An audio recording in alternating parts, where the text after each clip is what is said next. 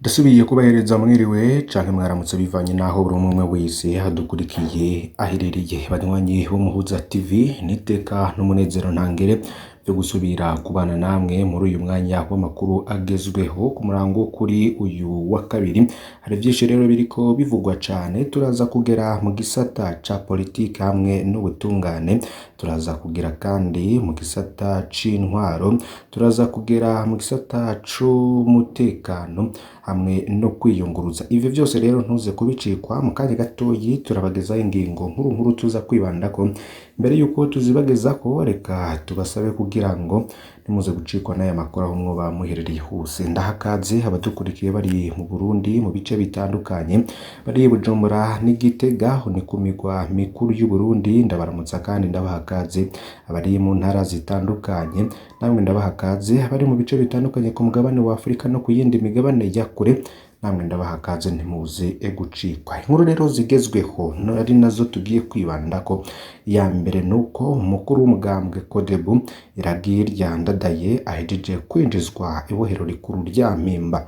Bonikefa Niyibizi yari yaronse kuri uyu wa mbere umutahe umusaba kwitaba kuri uyu musi wa kabiri mushikirizamanza kizigenza wa Republika Leonard Manirakiza. Kuri uwo mutahe rero ntamvo yatumye bamutuma ko yari iriho, ariko ico azira ubu gihejeje kumenyekana. Amasako yacu mw'ibohero rikuru rya Mpimba menyesha ko ahejeje kuhashikanwa, yashizwe muri quartier bita Minera Durite aho mw'ibohero rikuru rya Mpimba. Iyi nkuru mu kanya gato turaza kuyigaruka ko ku buryo burambuye. Icaha yagirizwa ni kimwe n'ico Alain Guillaume Bunyoni yagirizwa. Ntuze gucikwa, ndagusaba rero kugira ngo iyi nkuru ntuze kwicikwa mu buryo burambuye. Umutegetsi udatunze inkwavu agiye kwibonera ko ibi biri mw'ikete ry'umushikiranganje Martin Teretse aheruka kurungikira babura amatari bose b'intara n'abandi bategetsi benshi cane. Martin Teretse akavuga ko ari mu ntumbero yo gushira mu ngiro umugambi wa Perezida Ndayishimiye gukorora inkwavu mu miryango yose y'Abarundi. Abategetsi rero ngo nabo bategerezwa gutanga akarorero keza, bibaye itegeko ku Barundi bose. Ariko rero harimwo akabazo k'abadivantisti kuri Perezida Ndayishimiye. Byose mu kanya gatoyi muraza kubikurikira ku buryo burambuye. Mu yarabana n'umutekano ngo komiseri nta burenganzira afise bwo kwanka ivyo asabwa n'umushikirizamanza. Ni mu gihe rero umugwi wigenga wita agateka kazina muntu ku rwego rw'igihugu CNIDH herekejwe n'abashikirizamanza batatu kuri parike ya Mukaza Nahangwa basavye ko bafungwa bari mu gashoka BCR bofungurwa, nyamara komiseri wa BCR aranka. Ibi ngaruka rero zizomushika ko mu kanya gatoyi muri aya makuru turaza kubibagezaho. Nako kandi tubafitiye amakuru havuga cane ku biciro vy'ibitoro biduga agasakisake. Fyonda kuri subscribe canke sabone niba utari wafyonda ko wibuke no kubisangiza bagenzi bawe kugira badacikwa n'amakuru yose edushikiriza. Umukuru w'umugambwe Codebu Iragira Ndadaye Bonikefa Niyibizi ahejeje kwinjizwa ibohero rikuru rya Mpimba. Amakuru avaho mw'ibohero rikuru rya Mpimba amenyesha ko ahejeje kuhashikanwa, ndetse ngo yashizwe muri quartier bita Minera Durite yaho mw'ibohero rikuru rya Mpimba.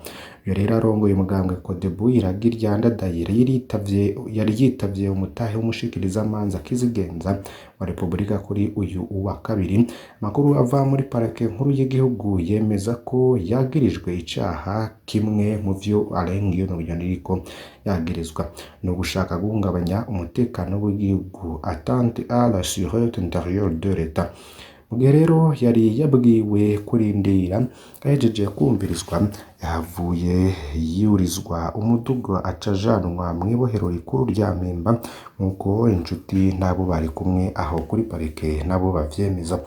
Vyagirizwa rero bikaba bifataniye isano n'ubutumwa bwanditswe ku rubuga rwa X bwahoze ari Twitter rw'umugambwe arongoye kw'igenekezo rya 13 kwezi kw'icumi 2023, aho Abarundi bibuka imyaka 62 irangiye uwarondeye intayo kwikukira Uburundi, umuganwa Rudoviko Rwagasore agandaguwe. Inkuru rero iriko irashikirizwa menyesha makuru bigiye bitandukanye. hari itegeko rero riri mw'ikete umushikiranganji Martin Niteretse aherutse kurungikira ababuramatari bose b'intara n'abandi bategetsi benshi cane. Martin Niteretse akavuga ko ari itegeko riri mu mugambi wa Perezida Ndayishimiye rwo korora inkwavu mu miryango yose y'abarundi, ngo abategetsi nabo bategerezwa gutanga akarorero keza. Umutegetsi rero adatunze inkwavu agiye kwibonerako. Martin Niteretse asaba umutegetsi wese korora n'imiburiburi inkwavu 5, asaba ko n'ibibanza vyose vy'akazi ka leta kuva ku ntara gushika ku mutumba co kimwe ibibanza vyose bikoreramwo abapolisi bitegekanya ikibanza kigenewe inkwavu. Martin Niteretse akaba asaba abajejwe intwaro bose gushika mu gacimbiri gutanga akarorero mu korora inkwavu mu mihana yabo. Ingingo ya Martin Niteretse itegerezwa kuba yarangije kuja mu ngiro kuwa 31 kwezi kw'icumi 2023. Mu mwaka rero miliyaridi zirenga amajana 270 z'amafaranga leta izokoresha zoja mu mugambi wa Perezida Ndayishimiye wo korora inkwavu. Perezida Ndayishimiye rero akemeza ko ubworozi bw'inkwavu bugiye gutuma Burundi buja ku murindi ukomeye w'iterambere. Umugambi rero ukaba wibutsa wundi udasanzwe Perezida Nkurunziza wo gutera amavuka mu gihugu cose ku mabarabara ku mitumba yose. Umugambi rero nawe nyene watwaye amamiliyaridi menshi cane. Perezida Nkurunziza yari yemereye ko amavuka azogira igihugu Uburundi ko babutunze. Bavuye rero ba mugambi wanyurujweho n'amamiliyaridi. Iterambere ry'amavuka riracarindiriwe, ntibamenye aho umugambi wahereye. Gusa rero hari akabazo kamwe k'abadivantisti kuri Perezida Ndayishimiye. Hari abagize ati twebwe turi abadivantisti b'umunsi w'indwi, mu myizerere yacu ntiturekuriwe gutanga inkwavu, none bizogenda gute? Akabazo rero kabo kaje bamaze kumva ko umushikiranganji Martin Niteretse ategeka abajejwe amabanga y'igihugu bose kuva kuri baburamatari gushika mu barongoye ubucimbiri ko bategerezwa gutunga n'imiburiburi inkwavu 5 mu ngo zabo. Abategetsi rero basabwa kandi kumvisha uwo mugambi abanyagihugu bose wa Perezida Ndayishimiye. Komiseri nta burenganzira bufite bwo kwanka ivyo asabwa n'umushikirizamanza. Ku itariki ya 12 Gitugutu mu mwaka wa 2023 umugwi wigenga wita agateka katsina muntu ku rwego rw'igihugu CNIDH uherekejwe n'abashikirizamanza 3 bo ku maparike ya Mukaza, Muhana Ntahangwa barasavye ko abafungwa bari mu gasho ka BCR bofungurwa. Nyamara komiseri wa BCR aranka. Umugwi CNIDH ukaba umenyesha ko ako gasho gafungwemwo abantu benshi babayeho mu buzima bubi kandi kadashoboye kurenza abafungwa 26 gusa. Nkuko rero biri ku rubuga rwa X rwa CNIDH, ubu ako gasho karimwo abagabo 322 n'abakenyezi 38 bafise abana bari munsi y'imyaka 3 kandi bose barindiriye gushikanwa mu butungane. Mbega amategeko yo mu Burundi avuga iki kuri iyo nyifato y'uwo mukomiseri? Umushingamanza Emery Bayizere aratanga umuco. Yagize ati iyo nyifato ntijanye na gato n'ivyo amategeko mu Burundi avuga. Bisanzwe igipolisi gifasha parike gufata abantu no kubagira ko amatohoza, nico gituma mu gihe umupolisi afasha umuntu yategerezwa kumushikiriza ata mwanya uheze parike niheza ikaraba nimba uwo muntu apfunzwe bikwije amategeko canke ikaraba nimba atakimwagira. Muri ico gihe rero iramureka agataha. Kubwiwe ngo iyo nyifato ntayo atahura kuko umukomiseri ataburenganzira afise bwo kwanka ivyo asabwa n'umushikirizamanza. Beyandi makuru yavugwa cane kubirabana n'igitoro kiduga gasakisaki. Hari imvo zine tutokwirengagiza. Muri uno mwaka wa 2023 ibiciro vy'igitoro bimaze kuduga incuro 3. Bahabonekera sumwe si babiri. Ni Jean atwara imodoka ica amafaranga akabagira ati ntituja kuri ca igitoro kikabandanya kiduga nk'uko tubibona. Umushikiranganji vyajejwe harimwo amasoko ntanganguvu yasiguye ko igitoro kiduga igiciro kubera no kw'isoko mpuzamakungu kiba caduze. Nubwo dusigurirwa ivyo gusa, hari n'ibindi bisigura kuduga kw'ibiciro mu buryo bwisubiriza. Cambere duhere ku mafaranga y'amarundi aguma ata agaciro bigatuma n'igitoro gishika hano mu Burundi hakoreshejwe menshi. Ca kabiri hari itagisi ryitwa prélèvement forfaitaire rishingwa ku biciro ry'igitoro ryashizweho muri Nyakanga 2023 mu kiringo c'ukwezi kumwe rimaze kuva ku mafaranga 31 y'amarundi rija ku mafaranga 32 n'ibice bitandatu by'amarundi ku litiro imwe. Irindi tagisi ryo nyongera agaciro TVA naryo nyene n'iyindi mvo. Karorero ngo rero mu misi 28 gusa ryavuye ku majana 631 y'amarundi rija ku majana 646 y'amarundi ku litiro imwe gusa. Mugihe rero muri ndamukiza 2023 ryari ku majana 467 y'amarundi ku litiro imwe.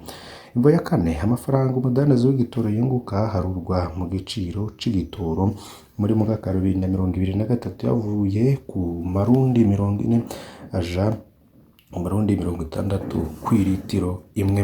Ivyo rero akaba ari vyo vyavugwa cane mu gisata c'ibitoro hamwe no ubutunzi bw'u Burundi. Yandi makuru mwomenya nuko Gianni Infantino n'umukuru wa FIFA azogendera Burundi kuri uyu wa gatandatu igenekerezo 21 Gitugutu 2023 nkuko ishirahamwe ry'umupira w'amaguru mu Burundi ryabimenyesheje. Igenekerezo ya 16 Gitugutu intumwa zitatu zakiriwe n'urongoye ishirahamwe FFB mu ntumbero yo gutegura ibijanye n'urugendo rw'urongoye ishirahamwe FIFA. Gianni Infantino akaba azoshika ku butaka bw'u Burundi kuri wa gatandatu itariki ya 21 Gitugutu. Imvo nyamukuru y'urwo rugendo no gushigikira amashirahamwe y'umupira w'amaguru ahurikiye muri FIFA bijanye ahanini n'iterambere ry'umupira w'amaguru biciye mu mugambi FIFA Forward. Muri urwo rugendo rw'imisi ibiri Gianni Infantino hazora n'indongozi z'ishirahamwe ry'umupira w'amaguru FFB hamwe n'indongozi z'igihugu. Mwenya ko ishirahamwe FIFA ribicishije muri uwo mugambi wa FIFA Forward ryaterereye mu isubirwamwo ririko riraba ry'ikibuga c'umupira w'amaguru Intwari, abantu benshi bazi kandi babandanya guterera imbaraga zabo kugira ngo ico kibuga c'umupira w'amaguru naco kibashe kuzura. Banywanyi bacu ndabakengurukiye cane ko mukurikira amakuru n'ibiganiro dushikiriza kuri imbonesha kure. Ndabasaba kugira ntimuze gucikwa n'ayandi tuza kubatunganiriza avugwa mu bisata bigiye bitandukanye. Aho uri hose fyonda kuri subscribe canke s'abone niba utari wafyonda ko wibuke kandi no kubisangiza bagenzi bawe kugira badacikwa n'amakuru yose dushikiriza kuri iyi mbonesha kure y'Umuhuza TV. Mane bahezagire mbanaye kugira ibikorwa vyiza.